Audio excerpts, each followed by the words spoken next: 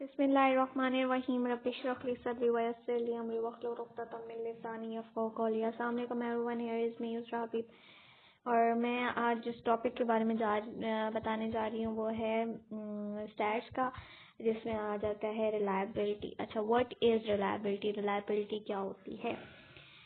It's refer to the consistency in measurement, यानी कि किसी भी कोई भी चीज़ हम लोग मेजर कर रहे हैं तो उसके अंदर जो उनसे कंसिस्टेंसी देखी जाए तो उसको हम लोग क्या कहेंगे? रिलायबिलिटी कहते हैं। ठीक है। अब अ टेस्ट में B reliable in one context and unreliable in the other context. जो उनसे टेस्ट होता है वो किसी कॉन्टेक्स्ट में तो वो ठीक होता है, किसी में नहीं भी ठीक हो सकता। फॉर एग्जांपल, अगर कोई स्केल है, ठीक है जी, हम लोग लेते हैं और वो स्केल जो उनसे है चिल्ड्रंस का है और हम लोग जो उनसे है उसको फिल करवा लेते हैं किससे? अडल्ट से। ठीक है। तो उसका जो हमारा आंसर आएगा वो स्कोर्स तो हमारे गलत आएंगे और टेस्ट की रिलायबिलिटी जो उनसे है पुअर आएगी। तो हालांकि तो वो स्केल किसका था? चिल्ड्रंस का, और हम लोगों ने किससे फिल करा लिया? अडल्ट से। जब हम लोगों ने स्कोर अडल्ट से फिल करा लिया तो मतलब हम लोगों ने गलत उस एज रेंज से फिल करा ली है। हमें चाइल्ड से फिल कराना था और हम लोगों ने अडल्ट से फिल करा लिया। तो स्केल तो ठीक है, अगर हम लोग चाइल्ड से फिल कराते तो उस स्कोर हमारा जो सा ठीक आना था और हमारी रिलायबिलिटी भी गुड आनी थी। पर अब हमने क्योंकि जो सा है उसको अडल्ट से फिल करा लिया है तो हमारा स्कोर भी गलत आया और हमारी जो रिलायबिलिटी है वो भी गलत आई है। ठीक है।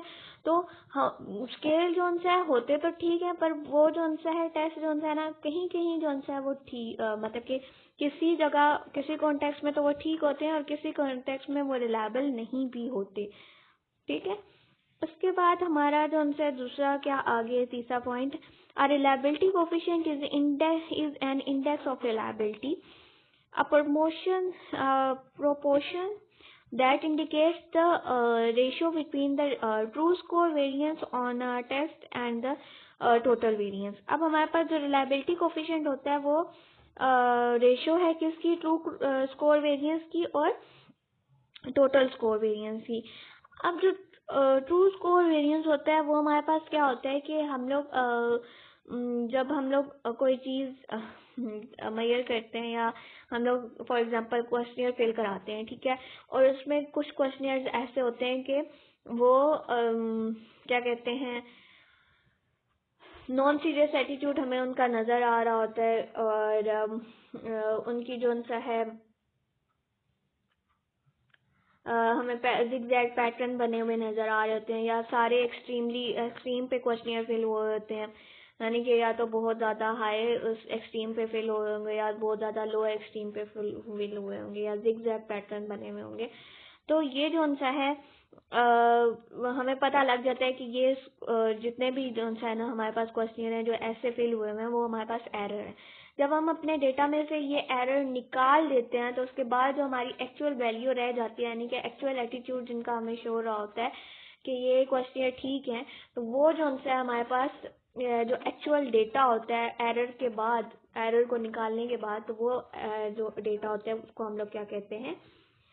ट्रू वेरिएंस कहते हैं। ठीक है, ट्रू स्कोर वेरिएंस कहते हैं। एक्स हमारे पास is equal to T plus E होता है, X is the observe score होता है, T is the true score of the test taker और ई हमारे पास एरर होता है। फिर उसके बाद हमारे पास जो बात की गई है कि the term reliability refer the proportion of the total variance attribute to the true variance.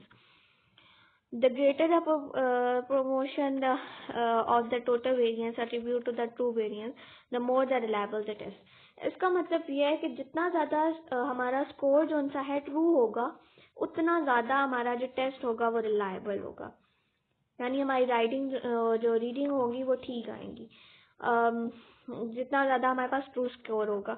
यानी कि अब हम लोग जब एरर बीच में से निकाल देते हैं, पीछे हमारे पास ट्रू स्कोर्स रह जाते हैं, ठीक है, जो हमारे ट्रू क्वेश्चनियर रह जाते हैं, तो जब हम लोग उससे डेटा निकालेंगे तो हमारा डेटा रिलायबल होगा। ठीक है। उसके बाद जो सा है क्या आ गया? True difference are assumed to be stable. They are presumed to yield consistent score on the repeated administration of the same test as well as equivalent form of the test। यानी कि जब हम लोग स्टेबल हमारे पास क्या होंगे, जब data को हम लोग एक नहीं दो दफ़ा जब हम लोग उसको क्या कहते हैं मेजर करते हैं, ठीक है। और जो हमारा ट्रू डिफरेंस जो है स्टेबल तब आता है जब टेस्ट की रिलायबिलिटी जो है एक से ज़्यादा दफ़ा हम लोग चेक करें, और वो जो है क्या है एक से ज़्यादा दफ़ा चेक करें, ठीक है, और वो सिमिलर आए, तो ये जो है हमारा जो टेस्ट होता है वो उसको हम लोग क्या कहते हैं स्टेबल टेस्ट है, ठीक है। एरर वेरिएंस में इंक्रीजेज और decreases a test score by varying the amount consistency of the test score, ठीक है। इसका मतलब ये है कि एरर वेरिएंस जो है इंक्रीज या डिक्रीज तब करेगा जब हम टेस्ट के स्कोर्स में डिफरेंट आएगा। जब टेस्ट के स्कोर में डिफरेंस आएगा तब एरर वेरिएंस करेगा, यानी कि जब हम लोग दो दफ़ा टेस्ट को मेजर करेंगे, दो दफ़ा उसको करेंगे, टेस्ट लेंगे, ठीक है जी। एक दफ़ा टेस्ट लेने के बाद दोबारा वही टेस्ट दूसरी दफ़ा लें, और उसमें जो सा है उसके स्कोर में अगर डिफरेंस आता है तो मतलब एरर वेरिएंस है, और अगर जो है उसके स्कोर में डिफरेंस नहीं आता तो एरर वेरिएंस नहीं है। फिर उसके बाद जो एरर की दो टाइप्स आ जाती हैं, एक सिस्टमेटिक एरर और एक रैंडम एरर। जो सिस्टमेटिक एरर होता है वो इंस्ट्रूमेंटल एरर होता है। जैसे कि अगर फॉर एग्जांपल हम वेट मशीन ले लेते हैं और उसका हमें पता है कि जो वेट मशीन है वो हमेशा जो है 5 किलो वज़न ज़्यादा ही बताती है जब भी उसको चेक किया जाए, तो हम लोग जो है ना क्या कर लेते हैं, हम जब भी अपना वेट चेक करते हैं उसमें से -5 कर लेते हैं, तो वो जो है हम लोग सिस्टमेटिक एरर को ठीक भी कर लेते हैं, ठीक है। तो जो सिस्टमेटिक सोर्स ऑफ एरर होता है would not affect the score consistency, score की कंसिस्टेंसी को चेंज वो नहीं करता, अफेक्ट नहीं करता। यानी कि अगर वो एक दफ़ा वज़न जो है ना 45 किलो बता रही है तो दूसरी दफ़ा 45 किलो बताएगी, तो हम दोनों दफ़ा हम लोग उसमें से जो है माइनस कर लेंगे 5 जो हमारा एरर होगा, तो पीछे हमारा जो सिस्टमेटिक स्कोर जो हमारा रियल स्कोर होगा वो तो हमारे पास आ जाएगा, वो कंसिस्टेंट रहेगा, 40-40 ही रहेगा। तो जो सिस्टमेटिक स्कोर होता है वो सिस्टमेटिक सोर्स ऑफ एरर वो जो है अफेक्ट नहीं करता कंसिस्टेंसी को। दूसरा जो एरर होता है वो रैंडम एरर होता है। ये एरर जो है हमारी वजह से हो सकता है, हम लोगों ने कोई काम नहीं किया, यानी कि अगर हम लोगों ने टेस्ट की रिलायबिलिटी सही से चेक नहीं की, या फिर हम लोगों ने क्या कहते हैं रिकोडिंग नहीं की डेटा की, या कोई भी हम लोग कोई चीज़ बीच में स्टेप भूल जाते हैं, तो वो जो है हमारे पास रैंडम एरर होता है, ये अनप्रिडिक्टेबल होता है, ठीक है। Random error is a source of error in measuring the targeted variable caused by the unpredictable fluctuation, यानी कि हमें पता नहीं होता, एकदम कभी कभार हो जाता है, और and the inconsistencies of other variables in the measurement process, sometimes referred as noise. This source of error fluctuates from one testing situation to another with no discernible pattern that would systematically raise or lower score, यानी कि किसी noise की वजह से भी हो सकता है, यानी किसी भी वजह से रैंडम एरर जो सा है हो सकता है, ठीक है।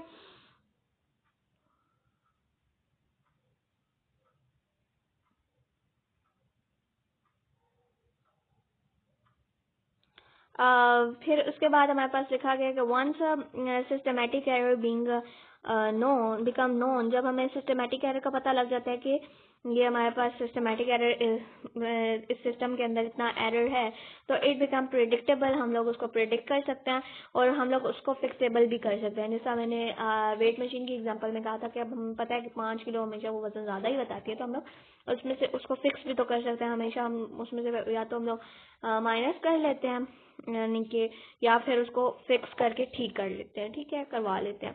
फिर हमारे पास रिलायबिलिटी की टाइप्स आ जाती हैं। रिलायबिलिटी की टाइप्स में फर्स्ट जो टाइप आ जाती है वो टेस्ट रीटेस्ट रिलायबिलिटी एस्टिमेट आ जाता है, ठीक है। Using the same instrument to measure the same thing at the 2 point in the time, या इसका मतलब ये है कि टेस्ट रीटेस्ट लिखा हुआ है तो मतलब एक टेस्ट को 2 दफ़ा लेना। जैसे कि मैम फॉर एग्जांपल एक मैम है और वो जो उनसा है एक टेस्ट जो सा एक दिन लेती हैं, ठीक है, और वो अबाउट 2 हफ्तों के बाद दोबारा वही टेस्ट लेती हैं, ठीक है। और उन दोनों का जो सा क्या होता है, अगर रिजल्ट सिमिलर आता है तो हमारी जो टेस्ट की रिलायबिलिटी, जो हमारा टेस्ट है वो मीन रिलायबल है, ठीक है। और हम लोग क्या करते हैं, जब ये 2 दफ़ा टेस्ट लेते हैं तो इसका क्या करते हैं, 2 टाइप ऑफ स्कोरिंग हमारे पास आ जाती है, ठीक है। और हम लोग उन स्कोरिंग को कोरिलेट करते हैं, उनका रिलेशनशिप फाइंड करते हैं और उसकी बेसिस पे बताते हैं कि टेस्ट हमारे पास अप्रोप्रिएट है कि नहीं है, ठीक है। Retest reliability is estimate of a reliability obtained by the correlating the pair of a score from SAM people onto different administration of a SAM.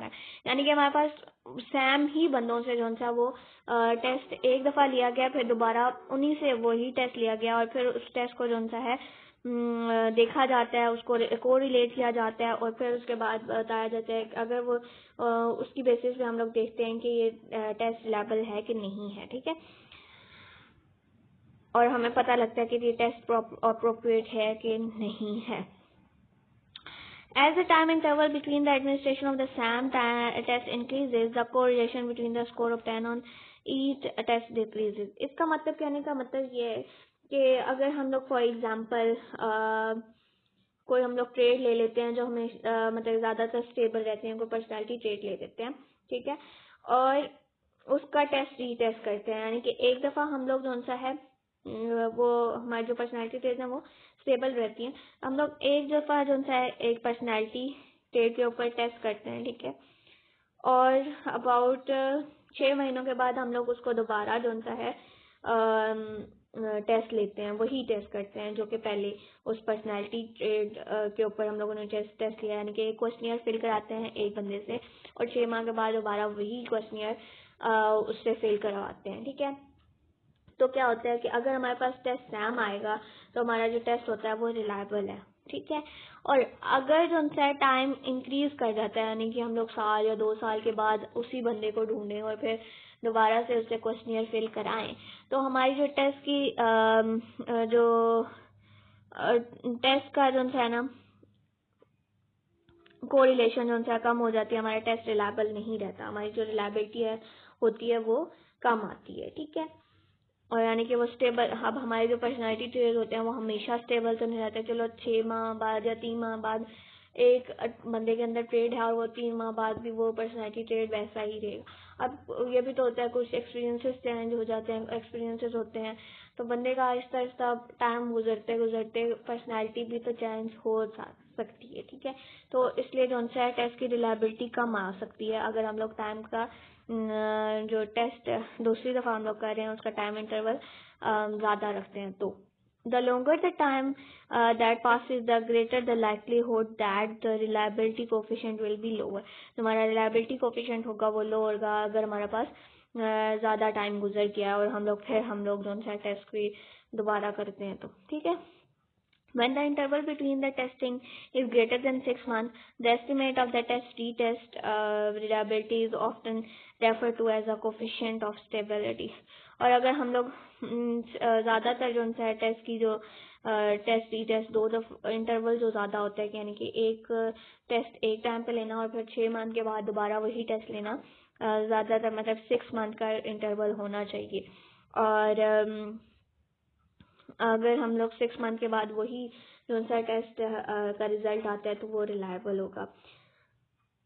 जितना ज़्यादा टाइम होगा उतनी ज़्यादा रिलायबिलिटी हमारी पुअर हो जाती है। कॉन्फाउंडिंग द वेरिएबल। ओके, फिर उसके बाद हमारे पास जो सा है आ जाता है parallel form and alternate form reliability estimate, ठीक है। ओके, इसमें जो है हमारे पास जो parallel form of test exist when for each form of a test the means and the variance of the observe test scores are equal. जो mean और वेरिएंस है हमारे जो सा टेस्ट इक्वल होते हैं। अब पैरेलल से देखा जाए तो हमारे पास 2 टेस्ट फॉर्म्स हैं और हम लोग जो सा क्या करते हैं वो पैरेलल ले रहे हो, ठीक है। तो वो हमारा जो है ना एक ही टाइम पे, यानी टेस्ट फॉर्म की जो हमारे पास मीन, हमारे पास उसकी डिफिकल्टी वो सेम हो, ठीक है, पर हम लोग क्या करें, दो टेस्ट हों और वो एट अ टाइम ले रहे हों, उसको हम लोग जो है पैरेलल फॉर्म ऑफ टेस्ट कहेंगे। जैसा कि एक टीचर हैं, ठीक है, और उन्होंने जो सा है टेस्ट बनाया है, और उन्होंने 4 टेस्ट एक जैसे बनाया, और वो चारों टेस्ट इकट्ठे एक ही क्लास में सब बच्चों से, मतलब कि वो उन्होंने जो सा है सब बच्चों में डिस्ट्रीब्यूट कर दिए, और वो पैरेलली जो है वो ले रही हैं, यानी कि वो इकट्ठे वो चारों टेस्ट इकट्ठे ले रही हैं, तो उसको हम लोग क्या कहेंगे, पैरेलल फॉर्म ऑफ टेस्ट होता है। उसको हम लोग पैरेलल फॉर्म ऑफ टेस्ट कहते हैं, यानी कि at a time 4 type of test लेना, उसको हम लोग, या 2 टाइप ऑफ टेस्ट जो है इकट्ठे लेना, उसको हम लोग पैरेलल फॉर्म ऑफ टेस्ट कहेंगे। उनका मीन और जो स्टैंडर्ड टेस्ट स्कोर होता है, यानी कि वो टेस्ट का जितने भी मार्क्स का, अगर एक टेस्ट 5 मार्क्स का, दूसरे का भी 5 होगा, तीसरा भी 5 मार्क्स का, और चौथा भी 5 मार्क्स का ही होगा। उनका मीन भी इक्वल होने चाहिए, यानी कि जितना पहला, यानी कि अगर 10 एक टेस्ट है, 10 किस्म, मतलब 10 नंबर ऑफ 1 टेस्ट हैं, और 10 दूसरे टेस्ट की फोटोकॉपीज हैं, और 10 तीसरे टेस्ट की फोटोकॉपीज हैं, 10 चौथे टेस्ट की कॉपीज, तो उनका मीन भी जो है मीन और वेरिएंस सेम होना चाहिए। In the theory, the mean of a scores of 10 on the parallel form correlate equally with the true score. अब जो सा है क्या है कि score correlate with the true score, जो स्कोर जो है हमारे पास कोरिलेट करता है ट्रू स्कोर के साथ, यानी कि सबका स्कोर सेम ही होना चाहिए।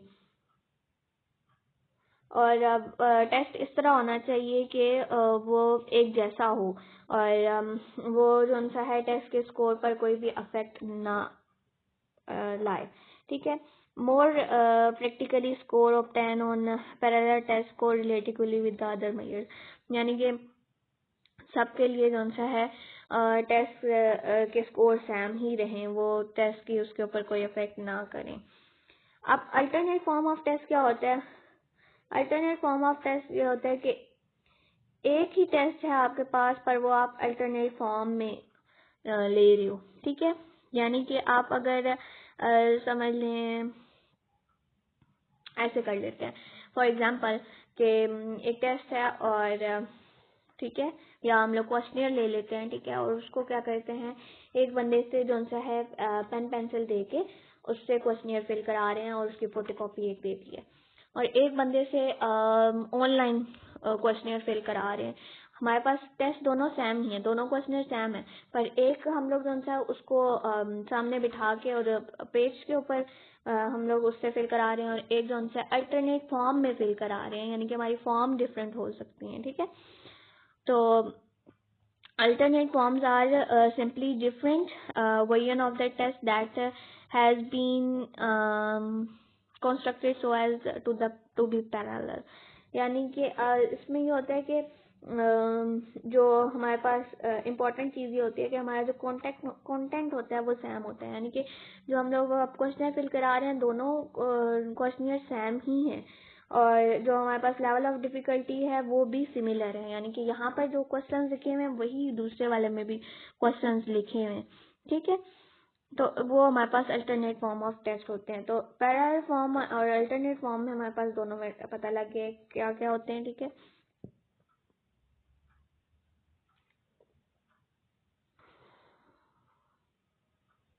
और उसके अलावा टेस्ट स्कोर्स में be affected by the factors such as motivation, fatigue और the intervening event such as practice वगैरह से जो सा है टेस्ट की स्कोर्स वो हो सकते हैं, चेंज हो सकते हैं, पर उनकी जो डिफ़िकल्टी है वो सेम ही है। यानी कि अगर कोई टेस्ट, अब अगर फॉर एग्जांपल बच्चों से टेस्ट लिया जा रहा है, तो सब बच्चे जो उनसे है उनकी मोटिवेशन डिफरेंट होती है, सब ने डिफरेंट तरीके से तैयारी की हुई होती है, तो टेस्ट स्कोर पे डिफरेंस आ सकता है अल्टरनेट फॉर्म ऑफ टेस्ट में। ओके, ओहो सॉरी। उसके बाद हमारे पास क्या आ जाता है, इंटरनल कंसिस्टेंसी। अब इंटरनल कंसिस्टेंसी में हमारे पास स्प्लिट हाफ रिलायबिलिटी एस्टिमेट होता है हमारे पास, ये दूसरी है, तीसरी फॉर्म आ गया हमारे पास, हमारे पास तीसरी फॉर्म आ गया, तीसरी टाइप आ गई रिलायबिलिटी की। इसमें क्या होता है कि स्प्लिट हाफ रिलायबिलिटी एस्टिमेट, यानी कि हमारे पास डेटा बहुत ज़्यादा बड़ा होता है और उसको हम लोग जो क्या करते हैं, हाफ कर देते हैं, ठीक है, दो सेक्शंस के अंदर इक्वल हाफ में डिवाइड कर देते हैं, तो वो हमारे पास क्या आ जाती है, इंटरनल कंसिस्टेंसी आ जाती है, यानी कि इंटरनल में जाके उसको कट किया जाता है। An estimate of a split half reliability is obtained by correlating the two pair of a score obtaining from the equivalent half of the single test administer one। यानी कि हमारे पास डेटा इतना ज़्यादा होता है और उसको हम लोगों ने उसको एडमिनिस्टर तो एक ही दफ़ा किया होता है, पर हम लोग उसको दो इक्वल हाफ्स में डिवाइड कर लेते हैं, ठीक है, और फिर हम लोग उसकी कोरिलेशन वगैरह देखते हैं। It is useful measure of a reliability when it is impracticable or unpredictable, or to assess the reliability with the two test or the administer test twice, ठीक है। अब उसके बाद ये है कि इसके क्या स्टेप्स होते हैं। Divide the test into two equal halves, test जो है दो इक्वल हाफ्स में डिवाइड कर लिया जाता है। या फिर दूसरा स्टेप जो है क्या होता है, calculate a Pearson reliability between scores on the two halves of the test। Pearson correlation देखी जाती है दूसरे स्टेप के अंदर।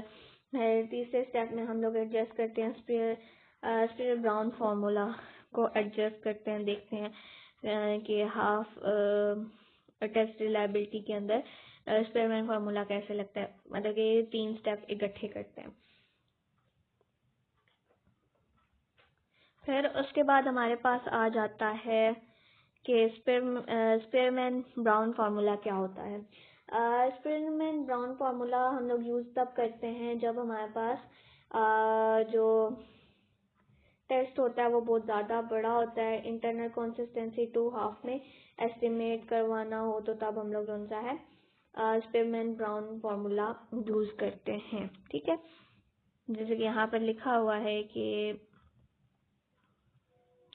जब हमारे पास इंटरनल कंसिस्टेंसी को फाइंड करना होता है, रिलायबिलिटी की कोरिलेशन को टू हाफ्स में जब टेस्ट डिवाइड हुआ होता है, तो हम लोग स्पीयरमैन ब्राउन फार्मूला यूज़ करते हैं। फिर हमारे पास कुडरसन, रिचर्डसन और क्रोनबैक, ये हमारे पास जो सा है इसको हम लोग तब यूज़ करते हैं, ये इंटर आइटम कंसिस्टेंसी फाइंड करनी हो तो तब यूज़ किया जाता है कुडरसन, रिचर्डसन एंड क्रोनबैक स्टडी, ठीक है। इसको तब यूज़ करते हैं जब हम लोग हमारी एडमिनिस्ट्रेशन सिंगल होती है, एक दफ़ा टेस्ट को परफॉर्म किया गया होता है। उसके अलावा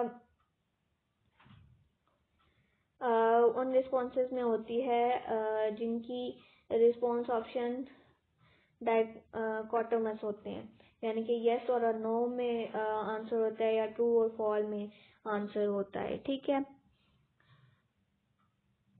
is useful in assessing the homogeneity of the test, ये जो सा यूज होते हैं होमोजेनिटी ऑफ द टेस्ट को फाइंड करने में। मैयर सिंगल ट्रेड, किसी एक सिंगल ट्रेड को मैयर करते हैं। Homogeneity is extend to which item is an scale और unfactorable, or heterogeneity describe the degree to which the test measure different factors। homogeneity सब आइटम जो से हमारे जब जैसे कि अगर हमारा कोई स्केल है सोशल सपोर्ट के ऊपर, तो सब आइटम हमारे सोशल सपोर्ट को मेजर कर रहे हो, तो वो हमारे पास क्या होगा, होमोजेनिटी होगा। और हेट्रोजेनिटी में हमारे पास क्या होगा कि आइटम जो एक से ज़्यादा ट्रेड्स को मेजर कर रहे होते हैं, वो हमारे पास हेट्रोजीनियस ट्रेड, हेट्रोजेनिटी कहलाता है या हेट्रोजीनियस ट्रेड कहलाता है। होमोजीनियस में जो है हमारी इंटर आइटम कंसिस्टेंसी जो है ज़्यादा होती है, और कोडर रिचर्डसन फार्मूला जो है हमारा यूज़ भी वही होता है। टेस्ट के आइटम्स हाईली होमोजीनियस हों तो तब कोडर रिचर्डसन फार्मूला यूज़ करते हैं, ठीक है। और आइटम अगर जो उनसे है ना हेट्रोजीनियस हों तो जो हमारा कोडर रिचर्डसन 20 जो हमारा फार्मूला है को यूज़ करने से कोई फ़ायदा नहीं होता और हमारी रिलायबिलिटी भी उससे पुअर आती है। ठीक है, उसके बाद हमारे पास आ जाता है कोफिशिएंट अल्फ़ा आ जाता है। कि कोफिशिएंट अल्फ़ा क्या होता है? कोफिशिएंट अल्फ़ा हमें मीन प्रोवाइड करता है जितने भी स्प्लिट हाफ को रिलेशन होते हैं। और ठीक है, उसके अलावा ये क्या करता है, नॉन डाइकोटोमस आइटम्स के लिए यूज़ होता है। जिस तरह कि अगर हमारे पास जो हमारे डाइकोटोमस आइटम्स हैं उनको लिए जो सा कोडर रिचर्डसन फार्मूला यूज़ होता है। तो जो नॉन डाइकोटोमस हैं उन आइटम्स के लिए जो सा है उन आइटम्स के लिए ये यूज़ होता है। जब हमारे पास 5 या 7 रिस्पॉन्सेज ऑप्शन होते हैं, यानी कि यस और नो सिर्फ ऑप्शन नहीं होता है, 5 या 7 जैसा हम लोग स्ट्रॉन्गली एग्री डिसएग्री इस तरह के हमारे ज़्यादा ऑप्शंस होते हैं, तब जो उनसे है हमारे पास कोफिशिएंट अल्फ़ा यूज़ किया जाता है। कोफिशिएंट अल्फ़ा की रेंज हमारे पास अगर 0.3 होगी तो हमारी जो रिलायबिलिटी होगी वो पुअर होगी। अगर 0.5 होगी तो हमारी रिलायबिलिटी मॉडरेट होगी और 0.7 अबव होगी तो वो आउटस्टैंडिंग होगी। अगर 0.09 से ज़्यादा होगी तो मतलब ये कि हमारी जो रिलायबिलिटी है वो टू हाई है, टेस्ट आइटम जो है हाईली रिलेटेबल है। ये यहाँ पर सारी चीज़ें बता दी गई हैं। ठीक है, ओके। फिर उसके बाद क्या आ जाता है, इंटर स्कोरर रिलायबिलिटी आ जाती है हमारे पास। कि इंटर स्कोरर रिलायबिलिटी क्या होती है? दो स्कोरर किसी भी चीज़ का रेट कर रहे हो तो उसको हम लोग इंटर स्कोरर रिलायबिलिटी कहते हैं। फॉर एग्जांपल अगर हम लोगों ने टेस्ट दिया है, ठीक है जी, और क्या करते हैं कि फॉर एग्जांपल किसी बच्चे से टेस्ट लिया और मैं जो उनसे उसको खुद भी चेक करती हूँ और मैं अपनी बहन से भी उसको चेक कराती हूँ। ठीक है, तो जो उनसे एक ही टेस्ट को 2 बंदों ने चेक किया, स्कोरर्स 2 हैं। ठीक है, तो उनकी स्कोरिंग जो उनसे जो स्कोर हमारे आते हैं, यानी कि उसको टेस्ट चेक करने के बाद मैंने भी चेक किया और मेरी बहन ने भी चेक किया, हम दोनों ने डिफरेंट स्कोर दिए हैं। ठीक है, तो उन स्कोरिंग को रिलेट करते हैं हम और फिर जो सा है क्या करते हैं, ये एग्रीमेंट इसमें हमारे पास ये होता है कि if the coefficient of reliability is high, the prospective test user know that the test scorer can be derived in systematic or consistent way by the various score with a sufficient training। और अगर degree of agreement ये हमें बताते हैं, और अगर degree of agreement जो उनसे है वो 2 या 2 से ज़्यादा बंदे जज कर रहे होते हैं तो वो हमें पता लगता है कि रिलायबिलिटी कोफिशिएंट हाई हो। तो इसका मतलब ये होता है कि जो हमारे टेस्ट स्कोर करने वाले हैं वो सिस्टमेटिक स्कोरिंग का पता है उनको। ठीक है, ये हो गया हमारा यहाँ तक हमने करवाया था इंटर स्कोरर रिलायबिलिटी तक। ये सारी हमारी चीज़ें होंगी जो कि हम लोगों ने रिलायबिलिटी की टाइप्स करनी थी, ये हम लोगों ने कर ली। ओके, अगर कोई भी क्वेश्चन है वो मुझसे कमेंट में पूछा जा सकता है। थैंक यू, अल्लाह हाफिज़।